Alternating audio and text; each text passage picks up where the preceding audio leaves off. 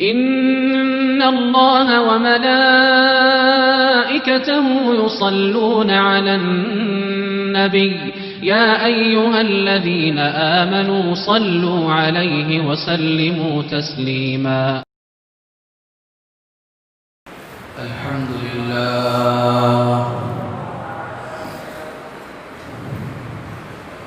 الحمد لله نحمده ونستعينه ونستغفره ونؤمن به ونتوكل عليه ونعوذ بالله من شرور أنفسنا ومن سيئات أعمالنا من يهده الله فلا مضل له ومن يضلله فلا هادي له ونشهد أن لا إله إلا الله وحده لا شريك له ونشهد أن سيدنا وحبيبنا ومولانا محمدا عبده ورسوله صلى الله تعالى عليه وعلى آله وصحبه وبارك وسلم تسليما كثيرا أما بعد فأعوذ بالله من الشيطان الرجيم بسم الله الرحمن الرحيم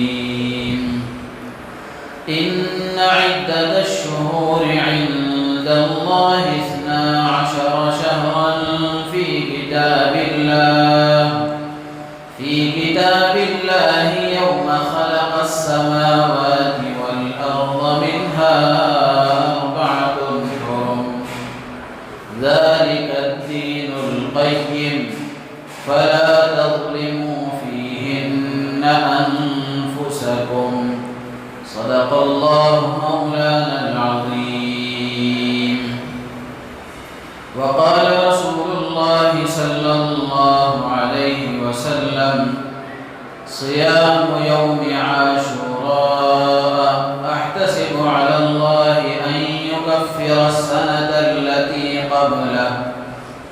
وقال عليه الصلاة والسلام من وسع على عياله يوم عاشوراء وسع الله عليه سائر سنته أو كما قال عليه الصلاة والسلام.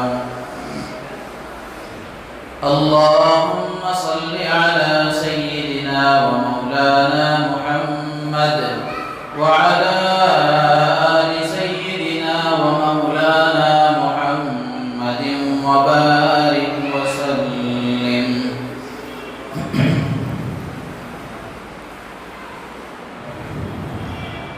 ہر قسم کی حمد و ثنا، ہر قسم کی بڑائی کبریائی،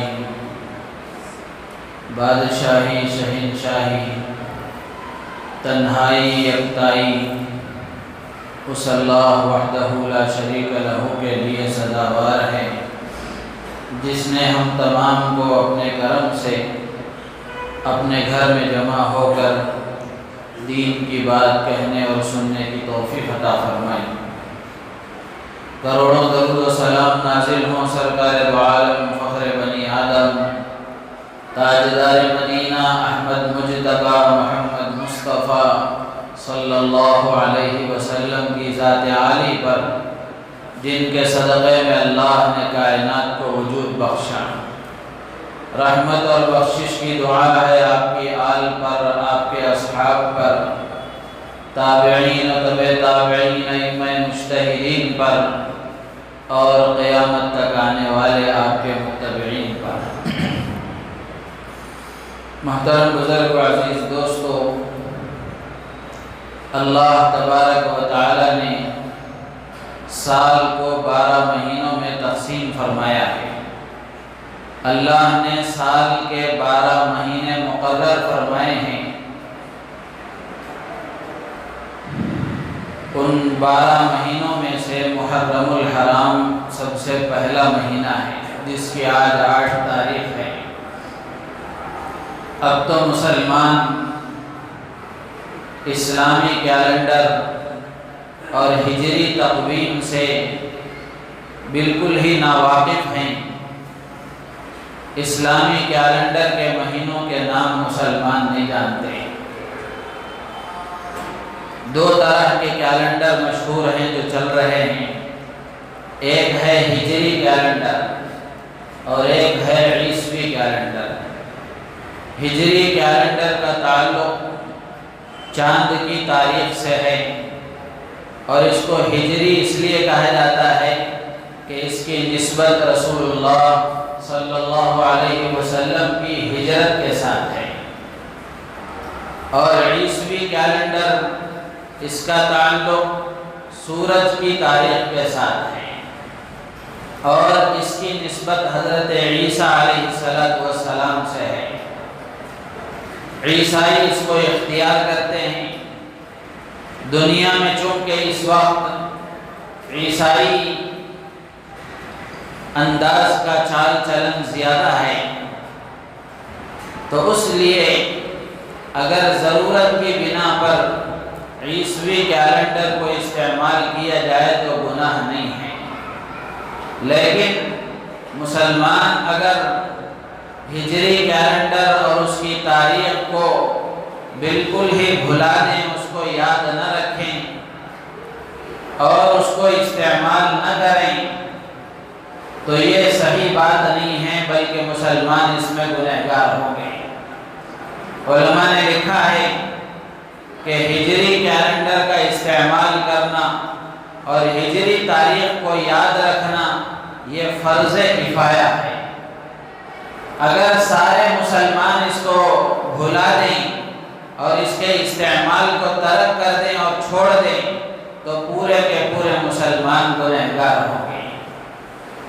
اس لیے کہ اسلامی احکام کا دار و مدار اور اسلامی اعمال کا دار و مدار وہ ہجری کیلنڈر پر ہے، چاند کی تاریخ پر موقوف ہے۔ رمضان کے روزے ہجری کیلنڈر کے اعتبار سے ہوتے ہیں، اور سال میں ایک مرتبہ جو زکوٰۃ ادا کی جاتی ہے اس کا تعلق بھی ہجری کیلنڈر کے ساتھ ہے، اور حج جو ادا کیا جاتا ہے اس کی تاریخوں کا اعتبار بھی ہجری کیلنڈر کے اعتبار سے کیا جاتا ہے۔ تو یہ اسلامی جتنے احکامات ہیں ان سارے احکامات کا تعلق وہ ہجری کیلنڈر کے ساتھ ہے۔ تو اس لیے اس کو یاد رکھنا اور اس کو استعمال کرنا، اس کو محفوظ رکھنا، یہ مسلمانوں پر فرض کفایہ ہے۔ آج بھی مدارس اسلامیہ میں دینی جگہوں پر اس کو استعمال کیا جاتا ہے، لیکن عام مسلمان اس سے غافل ہیں۔ تو مسلمانوں کو بھی ہجری تاریخ کا خیال رکھنا چاہیے اور اسلامی مہینوں کے نام کو یاد رکھنا چاہیے۔ آج ہمارا بچہ جنوری سے لے کر دسمبر تک کے پورے مہینوں کے نام ایک سانس میں سنا دے گا، لیکن اس سے پوچھیں کہ اسلامی سال کے مہینوں کے نام بتاؤ، بچہ تو بچہ ہے، بڑوں کو بھی یاد نہیں ہوں گے۔ 1-2 نام سنا دیں گے پھر خاموش ہو جائیں گے۔ تو اس لیے اسلامی مہینوں کے نام کو یاد رکھنا اور اس کی تاریخ کو یاد رکھنا اور اس کی تاریخ کو اپنے معاملات میں استعمال کرنا، تاکہ یہ زندہ رہے اور اس سے جو پیغام اللہ کے رسول صلی اللہ علیہ وسلم کی طرف سے ہمیں ملتا ہے وہ پیغام بھی ہمارے سامنے رہے۔ تو محترم بزرگ و عزیز دوستو، یہ محرم الحرام یہ سال کا پہلا مہینہ ہے۔ محرم یہ عربی لفظ ہے، اس کا معنی ہے حرمت والا، عظمت والا، عزت والا۔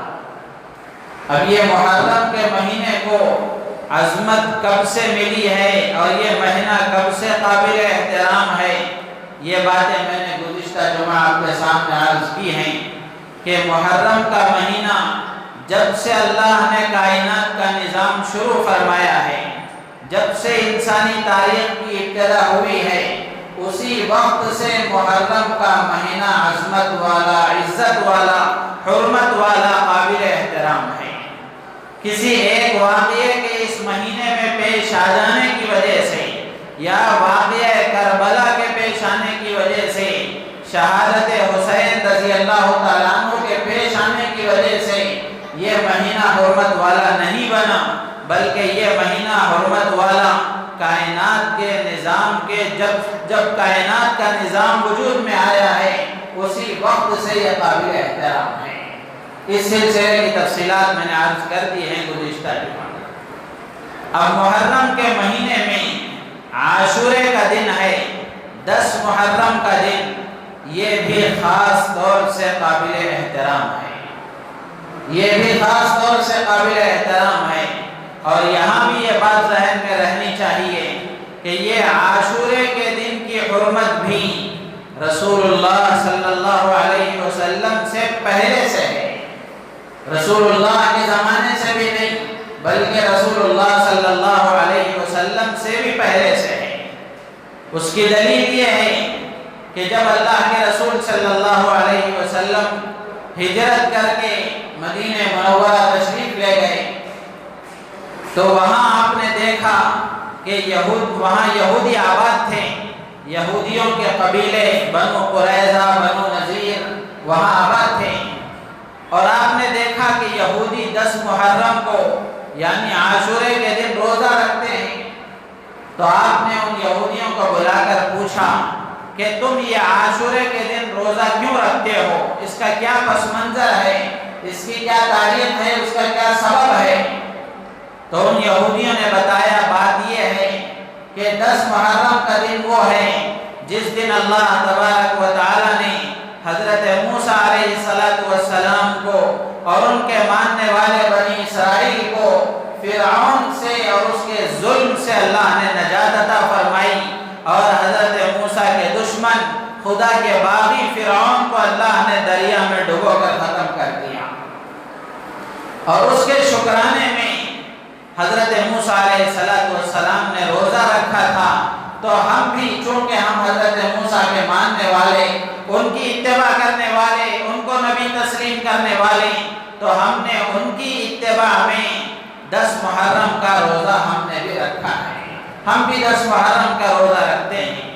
تو رسول اللہ صلی اللہ علیہ وسلم نے فرمایا کہ حضرت موسیٰ علیہ السلام سے تم سے زیادہ ہم قریب ہیں، ہمارا ہم حضرت موسیٰ سے زیادہ ہے، اس لیے آپ نے صحابہ کرام رضوان اللہ تعالی علیہم اجمعین کو حکم دیا کہ عاشورے کے دن کا روزہ رکھو۔ چنانچہ علماء نے لکھا ہے کہ رمضان کے مہینے کے روزے فرض ہونے سے پہلے عاشورے کے دن کا روزہ فرض تھا۔ اللہ کے رسول صلی اللہ علیہ وسلم بھی روزہ رکھا کرتے تھے، صحابہ کرام کو بھی اس کی ترغیب دیا کرتے تھے، صحابہ کرام بھی روزہ رکھا کرتے تھے۔ جب رمضان کے مہینے کے روزے فرض ہوئے تو عاشورے کے دن کے روزے کی فرضیت ختم ہو گئی، اب عاشورے کا روزہ فرض نہیں ہے، البتہ اس کا استحباب باقی ہے، عاشورے کے روزے کا رکھنا مستحب ہے۔ صحابہ بھی روزہ رکھا کرتے تھے، اللہ کے رسول صلی اللہ علیہ وسلم بھی روزہ رکھا کرتے تھے، لیکن صحابہ کرام رضوان اللہ تعالی علیہ مجمعین کو خیال ہوا کہ یہودی بھی 10 محرم کا روزہ رکھتے ہیں، ہم بھی 10 محرم کا روزہ رکھتے ہیں، تو ہماری مشابہت یہودیوں کے ساتھ ہو گئی، جبکہ اللہ کے رسول صلی اللہ علیہ وسلم نے دل کی گہرائیوں میں یہ بات صحابہ کے بٹھائی تھی کہ یہودیوں سے اور نصرانیوں کی مشابہت ہرگز اختیار نہیں کرنی چاہیے، ان کے ساتھ مشابہت اختیار کرنے کی ممانعت صحابہ کرام کے دلوں میں رچی اور بسی ہوئی تھی۔ صحابہ کرام کو خیال ہوا کہ وہ بھی 10 محرم کا روزہ رکھتے ہیں، ہم بھی 10 محرم کا روزہ رکھتے ہیں، تو اس عمل میں ہماری مشابہت یہودیوں کے ساتھ ہو گئی، جبکہ یہودیوں کے ساتھ مشابہت اختیار کرنے سے رسول اللہ صلی اللہ علیہ وسلم نے منع فرمایا ہے۔ تو صحابہ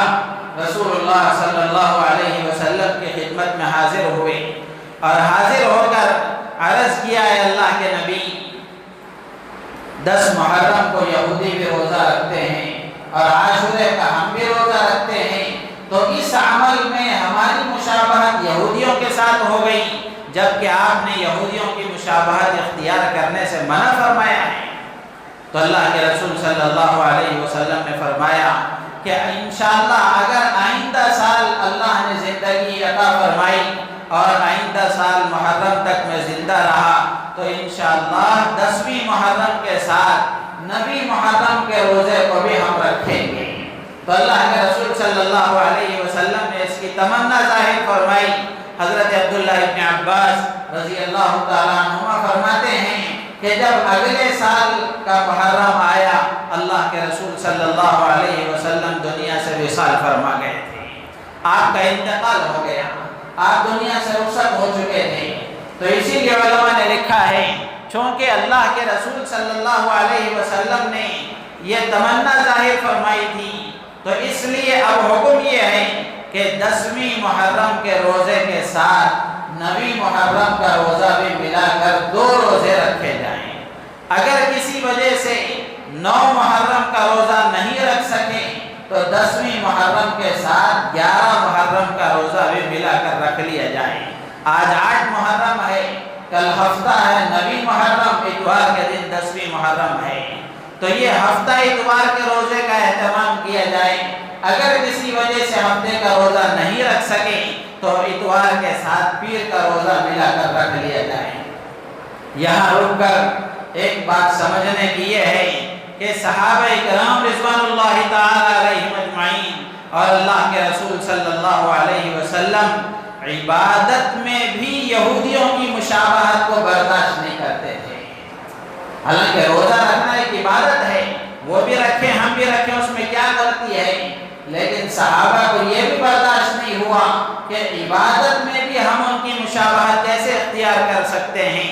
حضور سے گزارش کی تو اللہ کے رسول صلی اللہ علیہ وسلم نے اس میں بھی مشابہت سے منع کرتے ہوئے، ان کی مخالفت کرتے ہوئے 10ویں محرم کے ساتھ 9ویں محرم کا یا 9ویں محرم کا نہ ہو سکے تو 11ویں محرم کا روزہ ملا کر رکھنے کا حکم دیا ہے۔ تو میرے عزیز و دوست بزرگوں، یہاں ہمیں اس میں ایک پیغام صحابہ نے دیا ہے کہ زندگی کے کسی شعبے میں بھی یہودی اور نصرانیوں کی ہم مشابہت اختیار نہیں کر سکتے۔ صحابہ عبادت میں برداشت نہیں کر سکے، آج ہم اپنی زندگیوں میں دیکھ لیں، ہمارے چال چلن میں، ہمارے رہن سہن میں، ہمارے کھانے پینے میں، اٹھنے بیٹھنے میں، چلنے پھرنے میں، لباس میں، شادی بیاہ میں، خوشی کے موقع پر، غم کے موقعوں پر اللہ کے نافرمانوں کے ساتھ ہم کتنی مشابہت اختیار کرتے ہیں۔ ہمارا کھانا غیروں کے طریقے پر، ہمارا پہننا غیروں کے طریقے پر، ہمارے چہرے غیروں جیسے، ہماری شادی بیاہ غیروں جیسی، ہمارے خوشی کے مواقع غیروں کے طریقے پر، ہمارے غم کے مواقع غیروں کے طریقے پر، پھر بھی ہم مسلمان ہیں، پھر بھی ہم مسلمان ہیں۔ سوچنے کی بات ہے، اگر ہم مسلمان ہیں تو پھر صحابہ کیا تھے؟ اگر صحابہ مسلمان ہیں تو پھر ہم مسلمان نہیں ہیں۔ تو میرے عزیز و دوستو بزرگوں، سچے اور پکے مسلمان بننا ضروری ہے۔ نام کا مسلمان، اللہ کے ہاں اس کی کوئی قدر و قیمت نہیں ہے۔ سچا پکا عمل والا مسلمان بنے۔ اگر عمل والے مسلمان ہم بنیں گے تو تھوڑے بھی ہوں گے، اللہ تبارک و تعالیٰ اپنی مدد سے غالب کر دیں گے۔ 313 تھے بدر کے میدان میں، 1000 پر اللہ نے غالب کر کے بتایا، چونکہ نام کے مسلمان نہیں تھے، کام کے مسلمان تھے۔ آج کروڑ مسلمان ہیں لیکن مٹھی بھر غیر ہم پر غالب ہیں، اور گاجر مولی کی طرح مسلمانوں کو کاٹا جا رہا ہے اور ان کو ستایا جا رہا ہے۔ مسلمان کچھ نہیں کر سکتے، اور اب بھی اپنی غفلت کی نیند سے بیدار ہونے کے لیے تیار نہیں، اب بھی اپنی غلطیوں اور کوتاہیوں سے توبہ کرنے کے لیے تیار نہیں، اور اب بھی اپنی غلطیوں اور کوتاہیوں کا محاسبہ کرنے کے لیے تیار نہیں ہے کہ ہم سے کیا غلطی ہوئی اور کیا کوتاہی ہوئی جس کی وجہ سے اللہ کے دشمن ہم پر مسلط ہو گئے ہیں۔ اس لیے کہ مسلمان تو مسلمان ہے، ایمان والا تو ایمان والا ہے۔ اللہ نے ایمان والے کو ہمیشہ غالب رکھنے کا وعدہ فرمایا ہے، ہمیشہ غالب رکھنے کا وعدہ فرمایا ہے، لیکن شرط ہے ایمان والا ہونا، شرط ہے سچا اور پکا مسلمان ہونا۔ نام کا مسلمان، مسجد میں تو مسلمان نظر آئے، جیسے ہی مسجد سے باہر نکلے ٹوپی نکال کر جیب میں رکھ لیے اور داڑھی بھی نکال دیے، سب چیزیں ختم کر دیے، تو اس سے ہماری مسلمانی کہاں نظر آئے؟ تو میرے عزیز و دوست بزرگوں، صحابہ کرام نے یہ ہمیں پیغام دیا ہے کہ عبادت میں بھی یہودیوں سے مشابہت اختیار نہیں کی جا سکتی، تو زندگی کے دوسرے شعبوں میں کہاں گنجائش ہے؟ ہمارا لباس بھی حضور جیسا ہو، ہمارا چہرہ بھی حضور جیسا ہو، ہمارے کھانے پینے کے طریقے بھی حضور جیسے ہو، ہمارا رہن سہن بھی حضور جیسا ہو، ہماری معاشرتی زندگی بھی رسول اللہ کی سنت کے مطابق ہو، ہمارے معاملات بھی اسلامی تعلیمات کے مطابق ہو۔ یہ پیغام صحابہ نے ہمیں دیا ہے، مسلمانوں نے اس کو بھلا دیا، جس کی وجہ سے آج ذلت کے گڑھے میں گرتے جا رہے ہیں۔ تو میرے عزیز و دوست بزرگوں، یہ محرم کا 10ویں تاریخ کا دن، جس کو عاشورے کا دن کہتے ہیں، یہ بھی بڑا قابل احترام ہے۔ اس میں کرنے کے صرف 2 کام ہیں، اس کے علاوہ کوئی اور کام شریعت میں نہیں ہے۔ ایک کام ہے 10ویں محرم کا روزہ رکھنا۔ اللہ کے پیارے حبیب صلی اللہ علیہ وسلم نے اس کی فضیلت بیان فرمائی، صیام یوم عاشوراء احتسب علی اللہ ان یکفر السنۃ التي قبلہ، کہ عاشورے کے دن کا روزہ اگر کوئی رکھتا ہے، اللہ کی ذات سے امید ہے کہ اللہ تبارک و تعالی اس کے پچھلے 1 سال کے گناہ معاف فرما دیں گے۔ کتنے گناہ ہم سے نہیں ہو جاتے؟ اٹھتے بیٹھتے دن بھر کے 24 گھنٹوں میں کتنے گناہ ہم سے نہیں ہو جاتے؟ اگر ہم روزہ رکھیں گے، اللہ تبارک و تعالی پچھلے 1 سال کے صغیرہ اور چھوٹے گناہوں کو معاف فرما دیتے ہیں۔ اگر ہم روزہ رکھ کر توبہ اور استغفار کریں، اللہ کے سامنے گڑ گڑا کر عاجزی کے ساتھ، ندامت اور شرمندگی کے ساتھ اپنے ایک ایک گناہ کو یاد کر کے اگر ہم اللہ سے معافی مانگیں، تو اللہ تبارک و تعالی زندگی بھر کے بڑے گناہوں کو بھی معاف فرما دیں گے۔ تو میرے عزیز و دوست بزرگوں، 10ویں محرم میں ہم روزہ رکھنے کا اہتمام کریں، ہفتہ اتوار کا روزہ رکھیں، یا اگر ہفتے کو نہ رکھ سکیں تو اتوار اور پیر کے روزے کا اہتمام کریں۔ اور اگر کوئی مجبور ہے، معذور ہے، ہفتے کا روزہ بھی نہیں رکھ سکتا اور پیر کا روزہ بھی ملا کر نہیں رکھ سکتا، تو شریعت میں اس بات کی بھی گنجائش ہے کہ وہ صرف 10ویں محرم اتوار کے دن کا کم از کم روزہ رکھیں۔ لیکن جس کو اللہ نے صحت عطا فرمائی ہے، طاقت عطا فرمائی ہے، لاپرواہی اور سستی کی وجہ سے اگر وہ اس سے آگے پیچھے کے روزے چھوڑتا ہے تو اس کے لیے اس کی گنجائش نہیں ہے۔ مجبور ہے، معذور ہے، بیماریاں لاحق ہیں، پریشانیاں اس کو لگی ہوئی ہیں، واقعی کسی مجبوری کی وجہ سے اگر وہ آگے پیچھے کا روزہ نہیں رکھ سکتا، تو صرف تنہا 10ویں محرم کا بھی اگر روزہ رکھتا ہے تو اس کی بھی شریعت میں گنجائش رکھی گئی ہے۔ ورنہ تو 10ویں محرم کے ساتھ 9ویں محرم کا یا 11ویں محرم کا روزہ ملا کر رکھا جائے تو یہ ایک عمل ہے 10ویں محرم کو کرنے کا۔ دوسرا عمل ہے اپنے اہل و عیال پر وسعت کرنا۔ حدیث میں اللہ کے نبی نے فرمایا، من وسع علی عیالہ یوم عاشوراء وسع اللہ علیہ سائر سنتہ، جو عاشورے کے دن اپنے اہل و عیال پر کچھ وسعت کرتا ہے، فراخی کے ساتھ خرچ کرتا ہے، اللہ تبارک و تعالی پورے سال اس کے مال میں وسعت عطا فرماتے ہیں۔ لیکن حد میں رہ کر، حد سے تجاوز نہیں کرنا چاہیے، اسراف نہیں کرنا چاہیے، اور کھانے پینے کی چیزیں ہوں یا دیگر اشیاء ہوں ان کو ضائع نہیں کرنا چاہیے۔ حد میں رہ کر اور اپنی وسعت کے مطابق جہاں تک گنجائش ہے اپنے اہل و عیال پر وسعت کے ساتھ خرچ کرنا چاہیے۔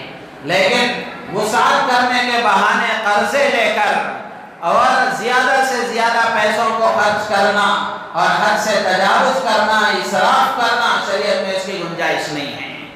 اپنی وسعت کے مطابق، جس کو اللہ نے جتنی حیثیت عطا فرمائی ہے وہ اپنی حیثیت کے مطابق، اپنی استطاعت کے مطابق روزانہ کے معمول سے کچھ زیادہ وسعت اگر کر لے، اللہ تبارک و تعالیٰ پورے سال اس کو وسعت عطا فرماتے ہیں۔ مثال کے طور پر روزانہ گھر میں 1 سالن بنتا ہے، اس دن ہم نے 2 سالن بنا دیے۔ میٹھا نہیں بنتا تھا، میٹھا ہم نے بنا لیا۔ تو اس طرح اگر وسعت کرتا ہے اللہ تبارک و تعالیٰ اس کو سال بھر وسعت عطا فرماتے ہیں۔ حضرت سفیان ثوری رحمۃ اللہ علیہ فرماتے ہیں کہ یہ اتنا مجرب عمل ہے کہ ہم نے اس کا بارہا تجربہ کیا ہے اور ہم نے اس کو ایسے ہی پایا ہے۔ تو اس لیے 10ویں محرم کو خاص طور سے ان 2 عملوں کے کرنے کا اہتمام کرنا چاہیے، ایک تو روزہ رکھنا اور دوسرا اپنے اہل و عیال پر وسعت کے ساتھ خرچ کرنا۔ اب اس کے علاوہ جتنے رسم و رواج اور جتنی بدعات اور جتنی نئی نئی چیزیں ہم نے ایجاد کر لی ہیں، محلے میں آپ دیکھ رہے ہیں، ان چیزوں کا اسلام سے کوئی تعلق نہیں ہے۔ خدا کرے مسلمانوں کو سمجھ میں آئے، مسجد میں بیٹھ کر ان باتوں کو سنتے بھی ہیں، پھر اپنے گھروں میں وہی کرتے ہیں جو خاندان میں پرانی رسمیں چلی آتی ہیں۔ افسوس ہے مسلمان کا، ایمان دلوں میں ہے ہی نہیں، بالکل دلوں میں مردنی چھائی ہوئی ہے، جس کی وجہ سے حق بات دلوں میں اترتی ہی نہیں ہے۔ برسوں سے ہم سن رہے ہیں کہ یہ جو پنجے بٹھائے جاتے ہیں، یہ جلوس نکالا جاتا ہے، یہ سبیلیں لگائی جاتی ہیں، یہ شربتیں پلائی جاتی ہیں، اسلام سے اس کا کوئی تعلق نہیں ہے۔ یہ میں اپنی بات اپنے گھر سے نیاز کر رہا، علماء نے قرآن و حدیث کی روشنی میں اس کو لکھا ہے۔ ہم مسلمان ہیں تو اس کو مانیں، ہم مسلمان ہیں تو اس کو تسلیم کریں۔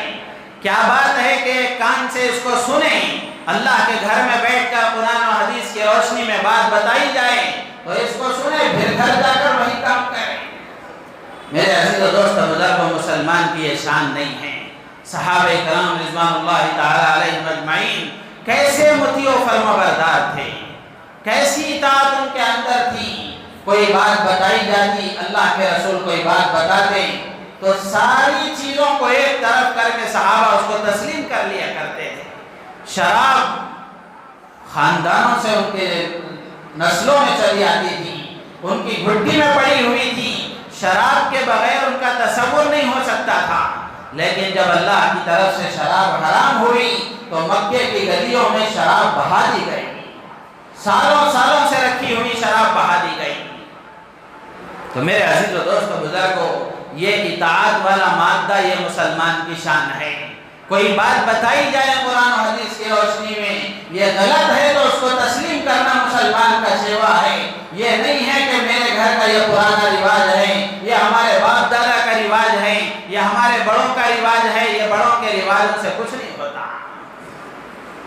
تو میرے عزیز و دوست بزرگوں، 10ویں محرم کے کرنے کے یہ 2 ہی کام ہیں۔ دل کے کاموں سے اس کو سن کر عمل کرنے کی کوشش کریں کہ ان 2 کاموں کے علاوہ کسی کام کا شریعت سے کوئی تعلق نہیں ہے۔ اب بھی اگر ہم شریعت پر نہیں آئیں گے تو اور کب آئیں گے؟ یہ حالات ہمیں دعوت دیتے ہیں، یہ حالات ہمیں بتا رہے ہیں اب تو ہم اللہ کی طرف متوجہ ہوں، اب تو ہم اللہ کی طرف دوڑیں، اللہ کو راضی کرنے والے اعمال میں اپنے آپ کو لگائیں، اللہ کو ناراض کرنے والے کاموں سے اپنے آپ کو دور رکھنے کی کوشش کریں۔ تو میرے عزیز و دوست بزرگوں، ان 2 کاموں کے کرنے کا اہتمام کریں، گھروں میں اس کے مذاکرے کریں، ملنے جلنے والوں کو یہ بتائیں۔ کتنی چیزیں ہیں برسوں سے ہم دیکھ رہے ہیں، مسلمان سنتے ضرور ہیں لیکن کرتے وہی ہیں جو ان کے من میں آتا ہے۔ باہر بہت ساری چیزیں دیکھنے میں آ گئی، اب بھی محلوں میں رسم و رواج اور بدعات کا رواج عام ہے۔ تو اس لیے کوشش کریں اس بات کی کہ ہر آدمی اپنی ذات سے یہ طے کرے کہ میں ان بدعات کو نہیں کروں گا، میں ان چیزوں کو نہیں کروں گا۔ دوسرا کرے یا نہ کرے اس کو ترغیب دینا ہمارا کام ہے، ہم اس کو روک نہیں سکتے۔ اگر اس کے حق میں وہی لکھا ہوا ہے تو وہ کر کے رہے گا، لیکن ترغیب دینا اور اس کو آمادہ کرنے کی کوشش کرنا یہ ہماری ذمہ داری ہے، لیکن جہاں تک ہماری اپنی ذات کی بات ہے تو اپنے آپ کو روکنا تو یہ ہمارے اختیار میں اللہ نے دے رکھا ہے، تو ہمیں اپنے آپ کو ان چیزوں سے دور رکھنے کی کوشش کرنا چاہیے، اپنے گھرانوں کو اس سے دور رکھنے کی کوشش کرنا چاہیے۔ میں عرض کرتا کہ کیا کیا بدعتیں رواج وجود میں آ چکی ہیں، رواج پا چکی ہیں، لیکن ان کو عرض کرنے کا کیا فائدہ ہے؟ جو کام کرنے کے ہیں ان کو بتا دیا جائے، یہ کام اگر ہم کریں گے تو نہ کرنے کے کام خود بخود چھوٹ جائیں گے۔ کرنے کے کام مسلمان نہیں کرتے، جس کی وجہ سے نہ کرنے کے کاموں میں خود بخود مبتلا ہو جاتے ہیں۔ تو اس لیے اچھی طرح اس بات کو سمجھ لیں کہ یہ دو ہی کام 10ویں محرم کے کرنے کے ہیں۔ شہادت حسین سے متعلق میں ضرور عرض کروں گا کہ حضرت امام حسین رضی اللہ تعالیٰ عنہ کی شہادت ہم مسلمانوں کو کیا پیغام دیتی ہے؟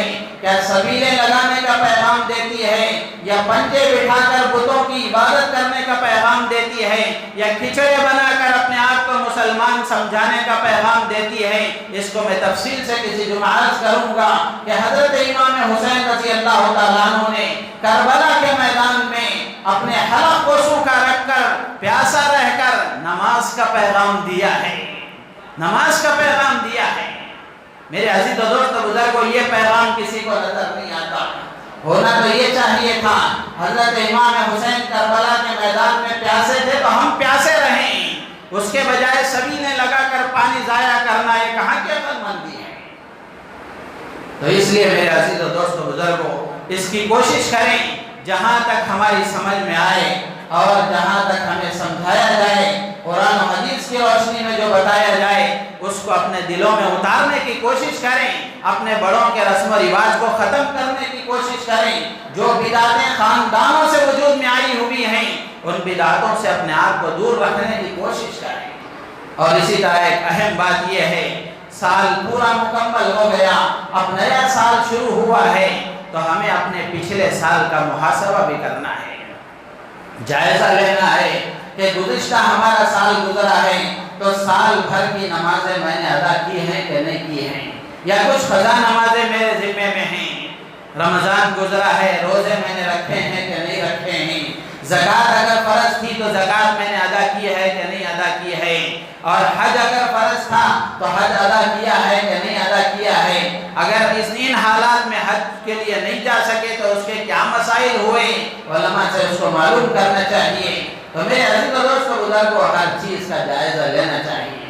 تجارت کرنے والا ایک سال گزرتا ہے، ایک مہینہ گزرتا ہے یا ایک ہفتہ گزرتا ہے، اپنی تجارت کا، اپنی دکان کا جائزہ لیتا ہے۔ جو تاجر اپنی تجارت کا جائزہ لیے بغیر اسی طرح چلاتا رہے، اس کی دکان تباہ ہو جائے گی، اس کی دکان برباد ہو جائے گی۔ تو بالکل اسی طرح ایک سال کے گزرنے کے بعد ایک نیا سال شروع ہوا ہے، تو گزرے ہوئے سال کا محاسبہ کر کے ہم نیا سال ایک نئے عہد کے ساتھ شروع کریں، کہتا جو کوتاہیاں، جو غفلتیں گزشتہ سال میں ہو گئیں، اب اس سال ہم وہ غفلتیں نہیں کریں گے، نمازوں کی پابندی کریں گے، قرآن کی تلاوت کا اہتمام کریں گے، اللہ کے ذکر و اذکار کا اہتمام کریں گے، اللہ کے حق کو بھی ادا کرنے کی کوشش کریں گے، اللہ کے بندوں کے حق کو بھی ادا کرنے کی کوشش کریں گے۔ اس نئے عہد کے ساتھ یہ ہمارا سال شروع ہو، تاکہ یہ سال ہمارے حق میں خیر و برکت کا، نجات کا، کامیابی کا، کامرانی کا، سربلندی کا اور اللہ کے احکامات کے دنیا میں وجود میں آنے کا ذریعہ بنے۔ تو اس لیے اس کا اہتمام کرنا چاہیے، محاسبہ ضرور لینا چاہیے، محاسبہ ضرور کرنا چاہیے، اور آئندہ سال، اب جو سال شروع ہوا ہے، ایک نیا عہد ضرور کرنا چاہیے۔ اور اس کے بعد آخری بات عرض کر کے میں اپنی بات ختم کروں گا۔ بہت سے لوگوں کے سلسلے میں یہ بات سننے میں آئی ہے کہ لاک ڈاؤن کے زمانے میں جیسے وہ گھر میں نماز پڑھتے تھے، اب بھی بہت سارے لوگ ایسے ہیں جو اپنی فیکٹریوں میں جماعت بنا کر نماز پڑھ لیتے ہیں، اپنے گھروں میں نماز پڑھ لیتے ہیں۔ ان حالات میں اب اس کی گنجائش نہیں ہے، پورا نظام معمول کے مطابق شروع ہو گیا ہے، تو اب مسجد کی نماز کو چھوڑ کر گھروں میں نماز پڑھ لینا، مسجد کی جماعت کو چھوڑ کر فیکٹریوں میں نماز پڑھ لینا، اب اس کی گنجائش نہیں ہے۔